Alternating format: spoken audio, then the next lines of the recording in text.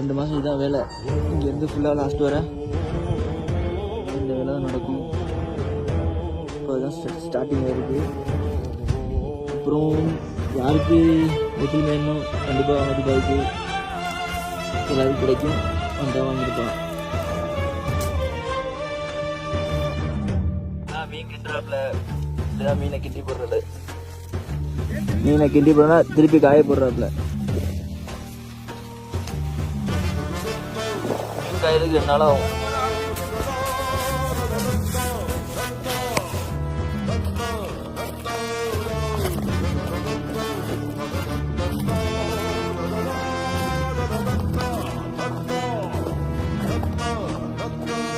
சாப்பிட்ற இடம் தூங்குற இடம் எல்லாம் கருவாடை ஃபுல்லாக தின்னுடுது.